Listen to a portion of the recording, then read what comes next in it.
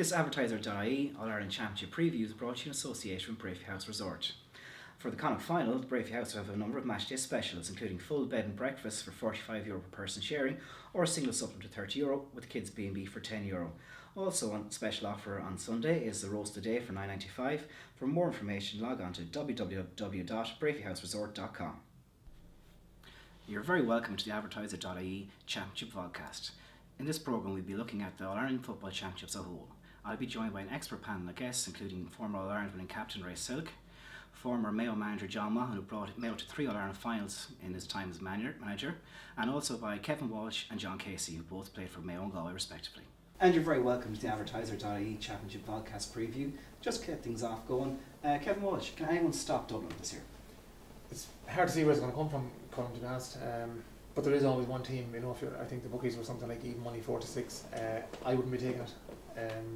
Don't know who it's going to be, but you know, even since last Sunday, Kerry come back in the fold. It was like 20-1 before last week, and now to 5 or 6-1.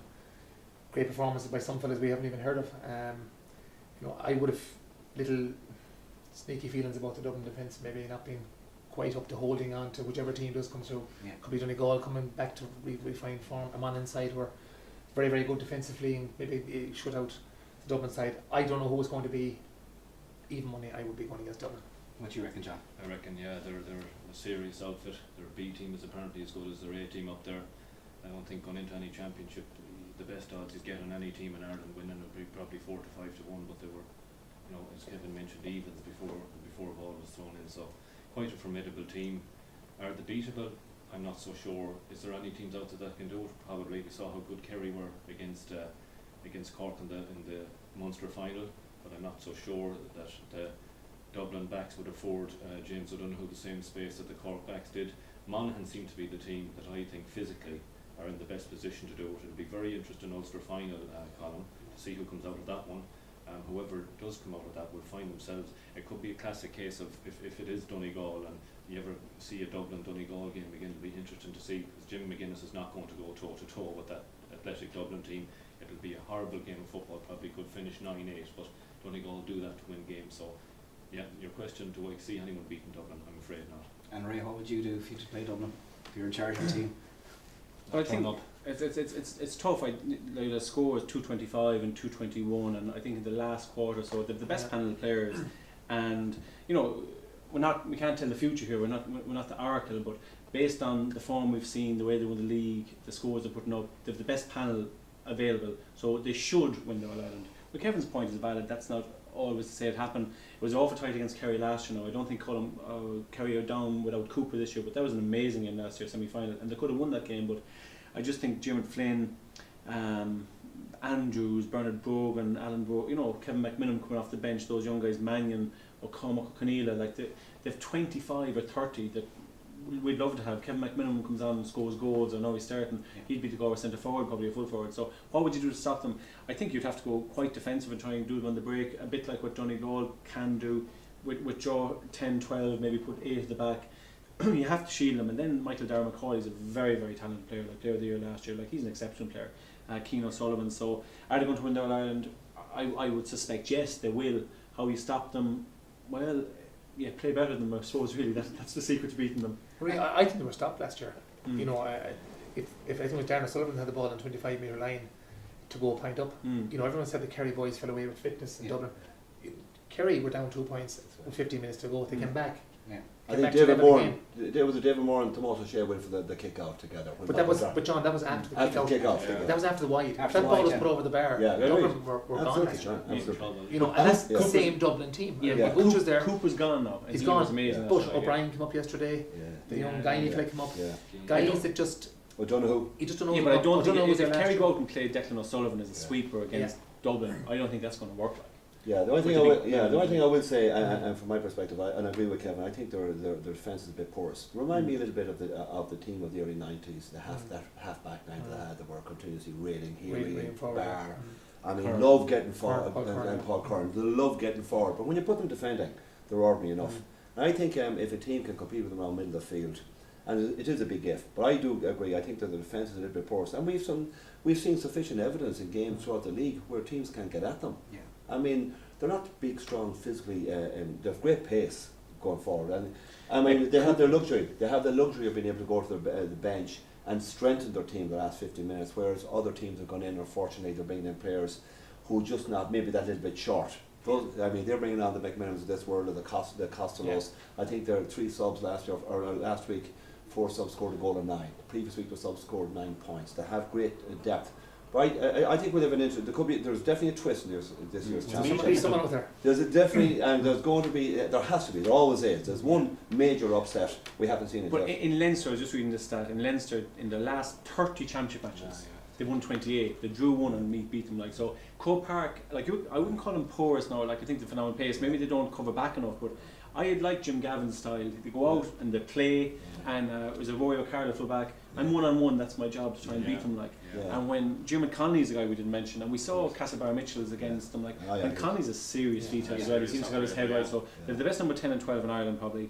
They have Bernard Bogan hasn't even played yet. That's right. You know what I mean? No. This is what we're dealing with. Like, Right, so yeah, I think Croke Park is. I'll finish on this. Yeah. I think Croke Park is a massive advantage to them. It is, Tomas O'Shea was writing in the Independent there, and he said it's just a different pitch up there, like, Yeah. and just to mention the whole thing, pace-wise, it's a big, I'll tell you it's a what, tough one. Like, I think we'll know a little bit more, Colm, when they finish with Meath. Yeah. In the final. But I tell you what, that Meath outfit had pace and buckets of talent, big physicality around middle of the field, and the love, the crack at the Dubs going well. And I tell you, that Meath team looked very formidable against Kildare.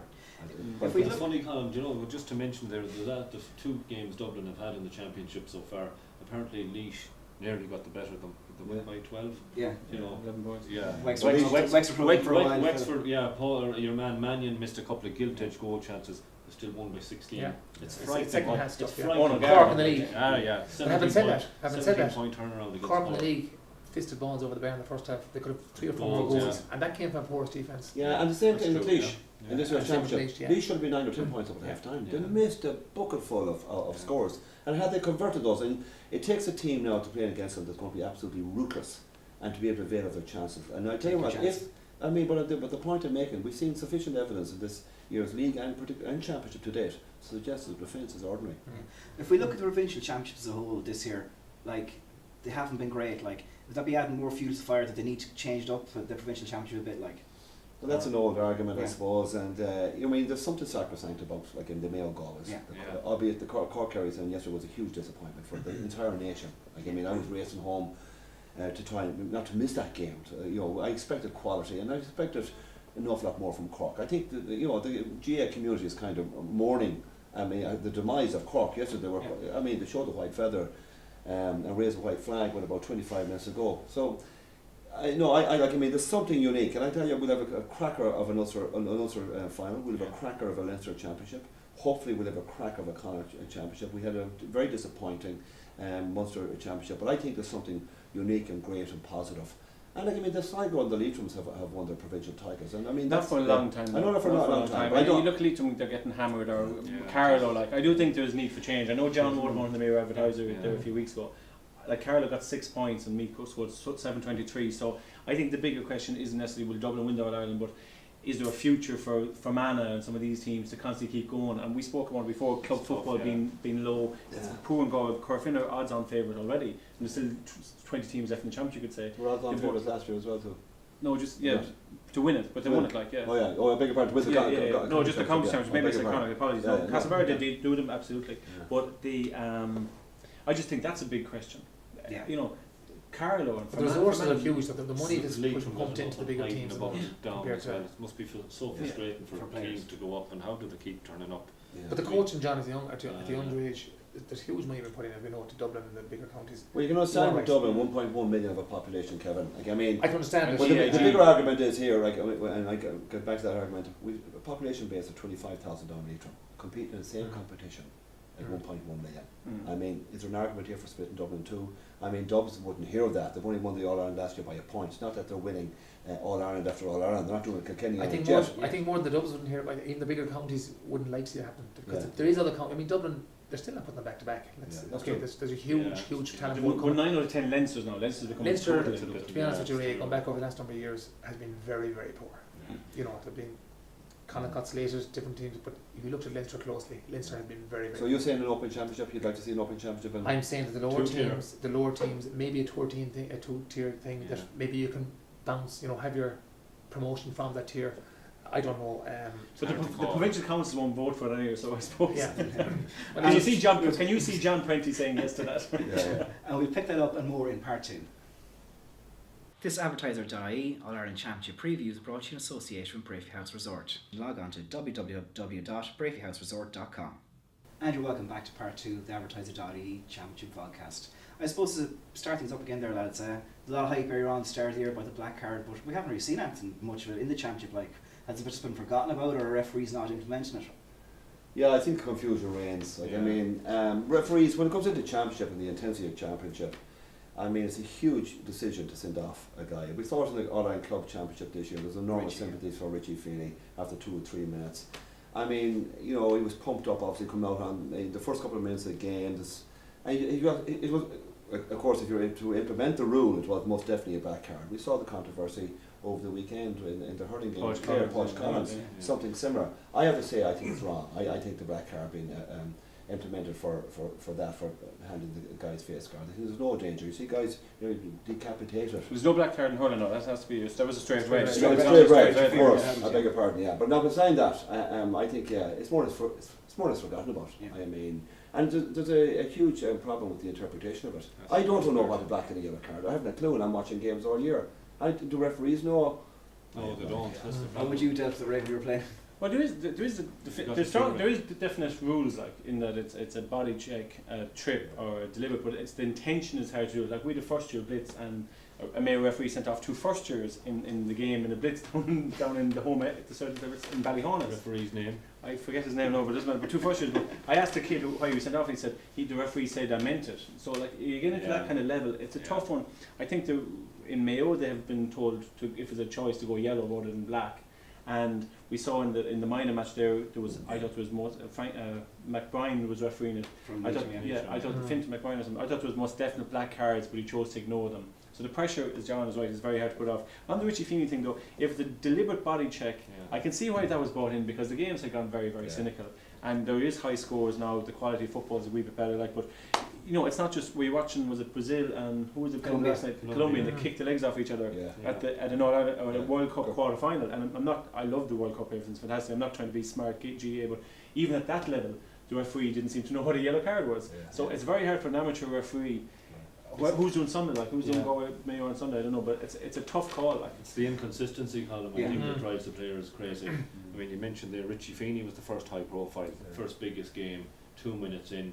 All-Ireland Club final. Eddie Kinsella. Ruined Castlebar's chances of winning the game. Best player Castlebar have gone off the field. He was the biggest high profile. If you watched the games last weekend, the Meath and Kildare game, there was 5 challenges very similar to Richie Feeney's. Nothing shown. Yeah. And there's the inconsistency. If Richie Feeney's that good, why isn't he on the Mayo team? Well, there you go. Maybe you should be the next Mayo manager, and you can pick him. I didn't know there was a vacancy. After this year, you never know what happens. If James Orr wins the All-Ireland this year, he'll probably step away. But Richie Feeney could be playing Sunday. I mean, he's been playing full forward for his club lately and playing very well. Our forwards haven't been knocking the socks off anybody of late, so Richie Feeney could be playing Sunday. But you'd pick him if you were Mayo manager. Well, I certainly think he'd be very close to my team. Yes, that's a yes. That's a yes. I suppose Kevin, on the black card in the middle of the park when you were playing, like nearly every challenge you were going into would probably go into black card now if you were going by the rules, would it? I probably would, yeah. Look, I like the lads, but it's fairly on the rules. The pull down is the big thing. I've seen there's where you were at the Comortis type of thing there for the weekend. The honesty of some players bursting through that are try to be pulled down, and they actually don't go down because they keep going. That guy only gives it free. If the guy falls down, because it does say deliberate pull down, so the guy actually in possession of the ball will often dictate. It's encouraging guys to fall over. If you hit the deck, if you hit the deck, you're gone. If you stay standing, if you're a strong guy, you stay standing up. This guy still stays on. So, maybe I would have said, going back over the years, they should look at the women's football. The Sen Ben, and that might have come in before. It doesn't put somebody out.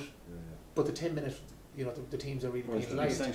But that guy still comes back in. He's not gone for the day. He's not fed up and stuff. I don't know. It's too inconsistent. It's definitely referee. But having said that, I'd like the basketball side of things over the years. You take 2.5 steps in basketball, you're pulled. Ball's taken off you. Corner forward take 10 or 12 steps, twisting, turning, putting the ball in the back of the net. Commentators, great goal. Midfielder where we played ourselves, 5 long steps, you're pulled. You know, as far as I'm concerned, there is no rules in Gaelic in its own way. You know, Yeah. it's Depends just what referee you get, really, isn't it? it depends on what referee Yeah. and you know why should someone suffer because of But if referee. you look at TJ Reid's goal against Galway, the first time, Kenny, Oh, like, yeah. he ran about 20 yards. That's the point I'm making. I mean, why? I agree, it's like, You know, that's we're all talking black carpets. There's bigger things out there that have never been looked at. Would And you have given TJ Reid a black card for that? no, but I would have given him a free out. We haven't won in hurling since 1988. We're nearly as bad as he is football. I suppose, it'd have given a belt for the guy. but just as we're run short of time here, who will be your final four in the championship this year? I think Mayo, it's looking like there might be a Cork in the quarter final, depending how Cork get on. I think Mayo could make a semi final. I don't know if we're good enough to go all the way. Dublin, most definitely. I think Monaghan will be there, and obviously Kerry. Any different, Ray? Yeah, I might put Donegal in. I think Donegal could improve. I thought they were poor enough against Derry, but they did enough. But I think they're coming back to themselves. Carl Lacey, if he's available. So I don't know who's playing who. I probably should, but I'll just go opposite John. I suppose Donegal, Kerry, Dublin, and there might be a surprise from the qualifiers. Well, I would go ahead with probably agree with both of them. I would have snuck Tyrone into the equation there, but I've lost Peter Hart now, a big loss for them. I mean, he's been their heartbeat really all year, so I'm not sure if they're going to beat. I fancy them to beat Armagh next weekend. That was a lovely pun there, the way you slipped it in. Did I slip it in? It's all about slipping in the puns, right? But yeah, I think I would agree. The Monaghan, whoever wins the Ulster final, I think will probably make that. I think the back door won't suit whoever loses it. I think Monaghan could beat Donegal Sunday, so I'm going to go with John Maughan. I think them for Mayo, Kerry, Dublin, and Monaghan. And Kevin? Same 4. Same 4. Yeah. It's are they just that much ahead of everybody else? No, No. no. Like I mean, if you ask Colm, the surprise package, look at Tipperary, the football they're playing. Yeah. Look at Derry where they are. Like after a good league campaign into a league final, and then they capitulate. Albeit they were missing, I think, 8 first choice players against But Longford. still should have beaten Longford, you just Yeah, said. and still they should have beaten Longford one, and I'm sure Jack Sheehy, the Longford manager, would rather they did than take the hammering they took last 6 weekend. points. Oh my God. 276 points, a dreadful hammering. But I mean, if you look at who are the up and coming teams, if there's a team going to test the big 2 down south, you think Tipperary are showing enough with their all And maybe Meath, John. Meath, Meath yeah. just Well, yeah, I think Meath are a team that have something just been there. out of the Next limelight. Sunday's huge to them. That's right. I think the next one is huge, but they have a lot of talent. Meath certainly it'd be interesting. Let's find. Looking forward to them. And Yeah. Meath have lots of quality and pace, particularly great pace in the full forward line. And I'd just like to thank Ray, John, and Kevin for their time, and I hope you've enjoyed this Advertiser.ie podcast, and we'll speak to you again soon.